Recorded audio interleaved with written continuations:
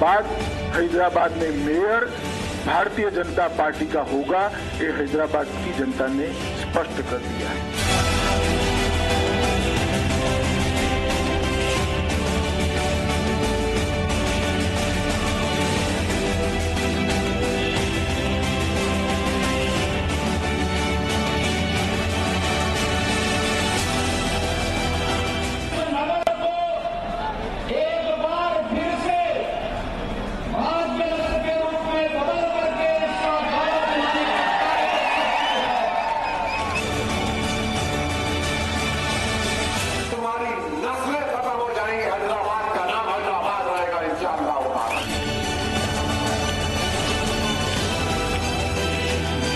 हैदराबाद को नवाब निजाम कल्चर से मुक्त होकर एक मिनी इंडिया बने, ऐसा शहर बनाने की दिशा में आगे बढ़ेंगे।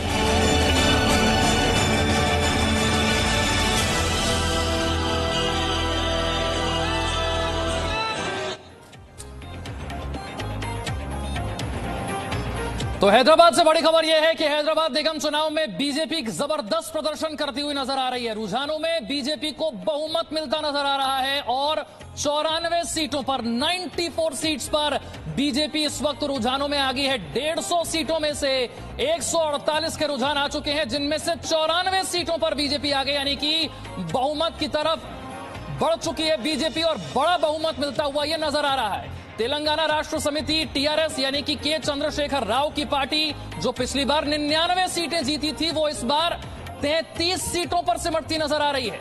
ये रुझान है, नतीजे नहीं है, लेकिन रुझान बहुत कुछ कह रहे हैं। ओवैसी की पार्टी जो पिछली बार 44 सीटें जीती थी, इस बार रुझानों में सिर्फ 17 सीटों पर आ गए हैं। नंबर 3 की पार्टी बन रही है ओवैसी की पार्टी एआईएमआईएम, और कांग्रेस को देखिए सिर्फ 4 सीटों पर आ गए।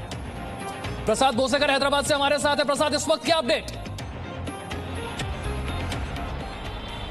देखिए, पोस्टल बैलेट्स का काउंटिंग खत्म हो गया है। अभी पेपर बैलेट जो है उसकी काउंटिंग शुरू हो गई है। अभी तस्वीर जो है साफ हो जाएगी कुछ ही देर बाद, जब पहले राउंड का काउंटिंग खत्म हो जाएगा उसके बाद तस्वीर साफ हो जाएगी कि क्या कौन सी पार्टी आगे है। फिर दूसरे राउंड का काउंटिंग होगा, वहां पर निश्चित हमको पता चल जाएगा कि किसको कितनी सीटें आ रही हैं। जो असली रुझान है, जो हम रुझान बता रहे हैं, आपने जो रुझान बताया है वो पोस्टल बैलेट के है। जो असली अभी रुझान हमको मिलेंगे कुछ ही देर बाद, जो बैलेट कास्ट हुए हैं पेपर बैलेट्स, उसके काउंटिंग के बाद ही पता चल पाएगा कि किसका जो है बढ़त, किसको कितनी बढ़त मिल रही है। विशाल। प्रसाद, एक चीज यहां पर समझने वाली ये होगी कि कितनी और देर में तस्वीर साफ हो जाएगी और जितने वोटों की गिनती बाकी है, क्या उससे ये तस्वीर पूरी तरह से पलट सकती है? ऐसी कोई उम्मीद है, या फिर जो रुझान अभी हमें नजर आ रहे हैं कमोबेश यही नतीजे हो सकते हैं? नहीं, जो रुझान हमारे पास है वो पोस्टल बैलेट्स के है।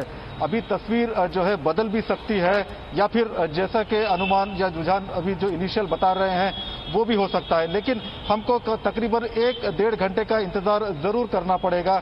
जब पहले राउंड का चुनाव, कई सारे टेबल्स होते हैं, आपको भी मालूम है कि ये इस बार बैलेट पेपर पे चुनाव हुए थे, तो बैलेट पेपर के काउंटिंग में समय लगता है कंपेयर टू ईवीएम्स। तो 1-1.5 घंटे का समय जरूर लग जाएगा और धीरे धीरे पता चल पाएगा कि जो असली बढ़त है, रुझान है। लेकिन आखिरी वोट जब तक नहीं गिना जाता तो तब तक कुछ भी नहीं कहा जा सकता है, क्योंकि ये जो म्युनिसिपल चुनाव होते हैं, छोटे छोटे वार्ड्स होते हैं, तो ये इनका जो मार्जिन होता है कई सारे सीटों में डबल डिजिट तक का भी मामला आ जाता है, साथ में सिंगल डिजिट का भी डिफरेंस हो सकता है।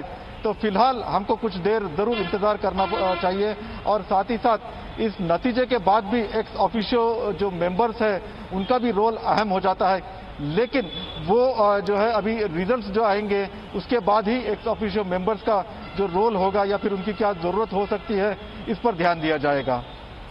ठीक है, मैं ये समझना चाहूंगा बीजेपी की रणनीति किस तरीके से थी, और खासतौर से जो वॉल्ड सिटी का इलाका है जहां पर एमआईएम का प्रभुत्व ज्यादा है, ओवैसी का प्रभुत्व ज्यादा है, वहां की तस्वीर किस तरीके से बदलती नजर आ रही है? विशाल, पूरे Hyderabad, greater Hyderabad municipal corporation में 150 सीट है, 150।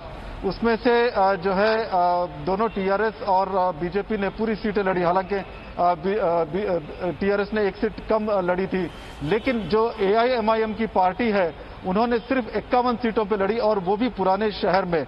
तो बीजेपी का जो स्ट्रैटेजी था कैंपेनिंग के दौरान वो पूरे नए शहर में, यानी न्यू सिटी जहां पर 100 के आसपास सीट्स है, वहां पर पूरा जोर उन्होंने लगा दिया पूरे नए शहर में। और जो आउटस्कर्ट्स में जो सीट्स आते हैं वहां पर उन्होंने जोर लगाया। जाहिर सी बात है पुराने शहर में ओवैसी का गढ़ है और बीजेपी को उतनी उम्मीद नहीं दिख रही थी, फिर भी जो कैंपेनिंग बीजेपी ने की तो पूरे उनके गढ़ में जाकर के की, चाहे वो योगी आदित्यनाथ हो या फिर गृह मंत्री अमित शाह हो। चारमीनार के पास वो गए और संदेश देने की कोशिश उन्होंने जरूर की कि ऐसा नहीं है कि जो मूसी नदी के बाहर वाला इलाका है जहां से पुराने शहर को जाया जाता है वहां पे कोई भी जा सकता है। असदुद्दीन ओवैसी या फिर बिल्कुल, यहाँ पे दो चीजें देखनी होगी। संगठन ने किस तरीके से, बीजेपी के संगठन ने किस तरीके से आइडियोलॉजी की एक लड़ाई लड़ी, दूसरी तरफ विकास के ऐसे वादे किए गए, घोषणा पत्र में वो बातें रखी जिसने हैदराबाद वालों को लुभाया है। देश के सबसे बड़े नगर निगमों में से एक है हैदराबाद नगर निगम, 5,500 करोड़ का इसका बजट है, 82 लाख की आबादी है, राजनीतिक लिहाज से बहुत अहम है हैदराबाद। और किसी म्युनिसिपल चुनाव में इतनी ताकत झोंकना यह बताता है कि बीजेपी के लिए हैदराबाद की अहमियत क्या है। चुनावी स्ट्राइक रेट क्या रहा? 149 सीटों पर बीजेपी ने चुनाव लड़ा। कुल 150 सीटें हैं, 149 सीटों पर बीजेपी ने चुनाव लड़ा। अब तक के रुझान बता रहे हैं कि बीजेपी 94 सीटों पर आगे है। यानी कि इस लिहाज से स्ट्राइक रेट देखें तो बीजेपी का स्ट्राइक रेट हुआ 63.08, 63.08%। तेलंगाना राष्ट्र समिति के चंद्रशेखर राव की पार्टी, जिनकी सरकार है तेलंगाना में, वो भी 150 सीटों पर चुनाव लड़े, सिर्फ 33 सीटों पर रुझान में आगे हैं। पिछली बार इन्होंने 99 सीटें जीती थी। इनका स्ट्राइक रेट इस वक्त के रुझानों के मुताबिक सिर्फ 22%। 63% बीजेपी का स्ट्राइक रेट, 22% है सिर्फ टीआरएस का स्ट्राइक रेट। और असदुद्दीन ओवैसी की पार्टी, जिनका गढ़ माना जाता है हैदराबाद, 51 सीटों पर इन्होंने चुनाव लड़ा। अब तक के रुझानों के मुताबिक 17 सीटों पर आगे चल रहे हैं। इस हिसाब से इनका स्ट्राइक रेट हुआ 33%। पिछली बार 44 सीटें जीती थी एमआईएम की पार्टी। और कांग्रेस पार्टी, ये देखिए, कहीं चुनाव में टक्कर में ही नजर नहीं आ रही है।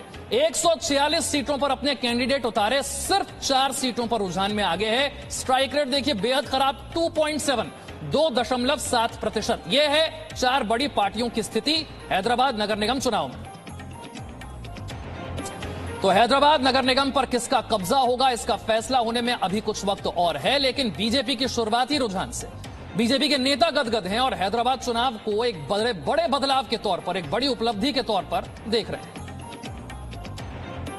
जी, अभी देखिए, ये पेपर बैलेट है, शाम तक रुकते हैं, फिर भी ट्रेंड पता चल रहा है कि बीजेपी लीड कर रही है, काफी कंफर्टेबली लीड कर रही है। ये हमें विश्वास भी था, आत्मविश्वास भी था, हमारा प्रयास भी था। आप शाम तक प्रदर्शन भी देखेंगे, बीजेपी अच्छी करेगी। और टीआरएस पार्टी ऑलरेडी डर चुकी है। ये इलेक्शन जो मार्च 2021 में आने वाला था वो प्रीपोन करके नवंबर में लगाए। और इसकी वजह दुब्बाका बाई इलेक्शन में जो हार टीआरएस ने फेस की है, उससे डर कर हर दिन बीजेपी का और मोदी जी का यहां पर लोगों में विश्वास बढ़ रहा है, उसको रोकने के लिए प्रीपोन किए। इसका मतलब टीआरएस पार्टी और केसीआर, स्पेशली केसीआर, डरा हुआ है। ये डर केसीआर में जो बीजेपी ने पैदा किया है, ये हमें चाहिए। ये हमारी विक्ट्री है। 40 आए, 60 आए, 70 आए, 80 आए, बात की बात है। डेंट तो क्लियर है आज गवर्नमेंट, टीआरएस गवर्नमेंट में, पार्टी में, और केसीआर डरा हुआ है। 2023 में यहां बीजेपी गवर्नमेंट फॉर्म करेगी। ट्रांसफॉर्मेशन आपको दिख रहा है, लोग चेंज चाहते हैं। और 2024 में मोदी जी को 15 लोकसभा सीट यहां से हम गिफ्ट करके देंगे। लेकिन टीआरएस, दो खास मेहमान, पॉलिटिकल एनालिस्ट संजीव कौशिक और गीता भट्ट इस वक्त मेरे साथ जुड़ रहे हैं। संजीव जी, ये तो बहुत बड़ी उपलब्धि हो गई बीजेपी के लिए। जिस तरीके से ताकत झोंकी थी, नतीजा बिल्कुल पक्ष में जाता नजर आ रहा है। हाँ विशाल, कह सकते हैं झूठ की खेती करने वालों ने एक बार और बाजी मारती हुई दिखाई दे रही है। और वो जिस तरह की बातें कर रहे थे पूरे चुनाव के वक्त या चुनाव से पहले, जिस तरह से राष्ट्रीय स्तर के नेता जाके हैदराबाद में भाषण दे रहे थे, निश्चित तौर पे ये वही नेता थे जो कभी 2 करोड़ लोगों को रोजगार देने की बात करते थे, बुलेट ट्रेन चलाने की बात करते थे, ये महंगाई कम करने की बात करते थे, ये स्मार्ट सिटी बसाने की बात करते थे, ये वही लोग पहुंचे थे वहां पे और एक बार फिर उन लोगों ने वही बातें की। लेकिन सब कोई जानता था ये बातें बहुत घिसी पिटी हो गई हैं, क्योंकि जिन वादों का आप जिक्र कर रहे हैं उसके बाद तो एक और लोकसभा चुनाव बीत गया, कई राज्यों के चुनाव बीत गए, ये सारे वादे तो जनता ने देख लिए ना। इन लोगों ने जाके वहां बात क्या किया था आपको पता है, आपने देखा है, आपने चर्चा भी कराई है उस पर कि ये लोग जाके वहां राष्ट्रवाद की बात कर रहे थे, वो जाके सर्जिकल स्ट्राइक की बात कर रहे थे। निकाय चुनाव में बातें जनता को ये बातें लुभा गई, आप कह रहे हैं ना, यही तो गीता भट्ट फिर यही हो गया ना, ये बातें लुभा गई जनता को, जनता खुश है इन बातों से। लुभा नहीं गई, भोली जनता को एक बार फिर बरगलाने का प्रयास किया गया है और राष्ट्रीय स्तर के नेता जो जाके विकास की बात करते हैं वो विकास की बात नहीं। संजीव जी जरा सुनते हैं जनता जी। देखिए जो संजीव जी कह रहे हैं इसका मतलब जो हैदराबाद की जो जनता है उसकी परिपक्वता पर कहीं ना कहीं प्रश्न चिन्ह लगा रहे हैं संजीव जी। उन जनता बहुत भले से बहुत अच्छे से समझती है, बहुत समझदार है और समझती है उनके लिए क्या अच्छा है क्या बुरा है। जो विषय उठे हैं वह भारत भूमि की सुरक्षा से जुड़े हुए हैं, भारतीय धरोहर से जुड़े हुए प्रश्न हैं जो वहां उठाए गए। विकास का जो विषय था, मुद्दा था, उसे भी वहां उठाया गया, लेकिन साथ ही साथ एक ये जो बड़े महत्वपूर्ण भारतीय धरोहर से जुड़े हुए प्रश्न हैं उन्हें भी वहां उठाया गया। और आज भारत की जो जनता है उसके अंदर एक ये संवेदनशीलता और इसको लेकर एक गंभीर विचार आया है कि ये विषय बहुत महत्वपूर्ण है। और जो राजनीतिक दल जो भारत की जो भूमि है उसकी सुरक्षा और उसकी धरोहर के साथ खड़े हैं कि उससे अलग खड़े हैं, तो एक विषय तो ये हो गया। दूसरा विषय ये है कि कांग्रेस पार्टी, देखिए कोई भी राजनीतिक दल भारत में जो लोकतंत्र है कि फंक्शनल लोकतंत्र है, जो यहाँ ये सिर्फ पेपर पे लोकतंत्र नहीं है और हर राजनीतिक दल को पूरा अधिकार है कि उसके बड़े से बड़ा नेता, राष्ट्रीय अध्यक्ष से लेकर छोटा से छोटा जो नेता है वह जितना मर्जी अपना समय और अपना जो एक ऊर्जा है वो किसी चुनाव में लगाए। अगर एक पार्टी ने कुछ भी उसमें नहीं किया तो उसका आप जो है एक तरह से उसको जो है दूसरी पार्टी ने अगर उसमें उतना ही ज्यादा काम किया है तो उसका दोष निकाल रहे हैं। जो अकर्मण्यता कांग्रेस पार्टी के नेताओं ने किसी ने नहीं रोका था। जितने भी बड़े बड़े नेता है जाके उस चुनाव में वहां जाके चुनाव में कैंपेनिंग कर सकते थे।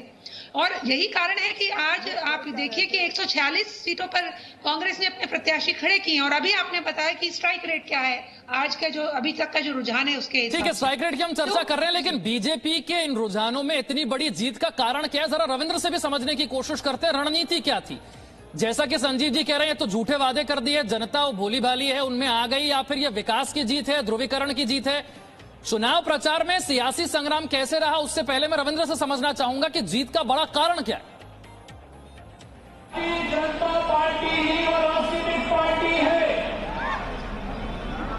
जो यहां पर शहीद हुए उन बलिदानियों का भव्य स्मारक बना करके इस नगर को एक बार फिर से भाग्य नगर के रूप में बदल करके इसका भारत बनाने का कार्य हैदराबाद से उत्तर देके हैदराबाद का नाम बदल देते, अरे तुम्हारी नस्लें खत्म हो जाएंगी, हैदराबाद का नाम हैदराबाद रहेगा इंशाअल्लाह। पूरे रोड पर जहां पर भी गए 1 इंच भी जगह खाली नहीं दिखाई पड़ती थी। और मुझे भरोसा है रोड शो को देखकर कि इस बार भारतीय जनता पार्टी सीट बढ़ाने के लिए, संगठन बढ़ाने के लिए नहीं लड़ रही है। इस बार चुनाव के बाद हैदराबाद में मेयर भारतीय जनता पार्टी का होगा, ये हैदराबाद की जनता ने स्पष्ट कर दिया है। ये यकीनन ये चुनाव तो मुस्तकबिल के लिए लड़ा जा रहा है ना, हैदराबाद के मुस्तकबिल के लिए, हैदराबाद के फ्यूचर के लिए। यूथ का तो फ्यूचर उन्हीं का है, तो जाहिर है उनको अपने फ्यूचर को तय करने के लिए निकल कर वोट डालना पड़ेगा। आपकी मेन लड़ाई किससे, टीआरएस से, बीजेपी से में है? इससे भी लड़ाई नहीं है हमारी लड़ाई उन लोगों से है जो हैदराबाद को बदलना चाहते हैं। तो 150 में से 148 सीटों के रुझान आ चुके हैं। 94 सीटों के साथ भारतीय जनता पार्टी बहुमत ले रही है, सबसे बड़ी पार्टी बन रही है। और अगर यही रुझान नतीजों में बदले तो संभव है कि हैदराबाद का अगला मेयर भारतीय जनता पार्टी का ही। Presenting B News app available on Google Play and App Store. Download it now.